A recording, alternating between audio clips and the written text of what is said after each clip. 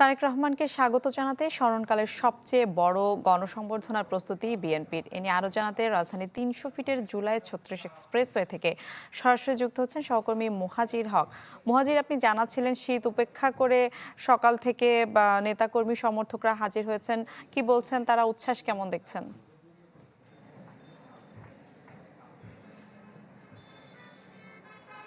মিলা, শুধু সকাল থেকে না, আসলে বিষয়টা একদম রাত থেকে। আমরা রাতে যখন ছিলাম আমরা কিন্তু দেখেছি যে রাত থেকেই এই নেতাকর্মী যারা রয়েছেন ঢাকার রাজধানীর বিভিন্ন প্রান্ত থেকে, কেউ বাসে, কেউ ট্রেনে, কেউ লঞ্চে করে আসলে এই পূর্বাচলের যে জুলাই ৩৬ এক্সপ্রেসওয়ে রয়েছে, আমরা যেটাকে ৩০০ ফিট বলে জানি, সেই এলাকায় আসছেন।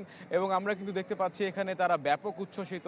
দীর্ঘ ১৭ বছরের নির্বাসিত জীবনের অবসান এবং অবশেষে দেশে ফিরছেন তারেক রহমান। আমি যদি একটু আপনাকে দেখাই যে আমার পেছনেই কিন্তু মঞ্চ, এবং মঞ্চ যে রয়েছে সেটার প্রস্তুতি কিন্তু প্রায় শেষ, একেবারেই শেষ সময়ের প্রস্তুতি এখন চলছে, এবং বাদবাকি শেষ সময়ের আনুষ্ঠানিকতা বাকি।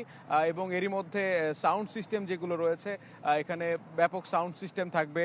যতটুকু জানতে পেরেছি এখানে ডিসপ্লে করে দেওয়া হবে, রাস্তার প্রত্যেকটা কর্নারে হয়তো বা ডিসপ্লে থাকবে, সেই ডিসপ্লেতে করেও দেখা যাবে।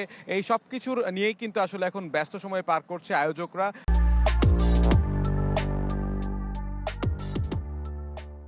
আমরা সকাল থেকেই দেখতে পাচ্ছিলাম, এবং নিরাপত্তা ব্যবস্থাও কিন্তু জোরদার করা হয়েছে। কেউ যেন আসলে মঞ্চে উঠতে না পারে বা কোনো ধরনের বিশৃঙ্খলা যেন না হয়। খুব স্বাভাবিকভাবে এখানে যারা আসছেন দেশের নানা প্রান্ত থেকে আসছেন, এই কারণে এখানে এই নিরাপত্তা ব্যবস্থাটা জোরদার করা হয়েছে। এবং সরকার থেকে তো নিরাপত্তার বিষয়টা জোর দেওয়া হলেও আমরা কিন্তু দেখতে পেয়েছি যে বিএনপির তরফ থেকেও কিন্তু নিরাপত্তার বিষয়টা নিয়েও তারা ভাবছেন, কারণ তাদের যে অঙ্গ সংগঠনের যারা, সেই স্বেচ্ছাসেবকদেরকেও কিন্তু আমরা দেখেছি।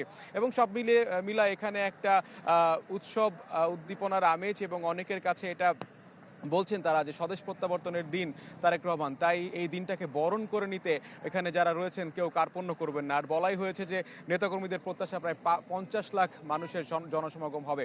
এখন এই ছিল আমার কাছ থেকে সবশেষ। মিলা। মুহাজির, ধন্যবাদ আপনাকে।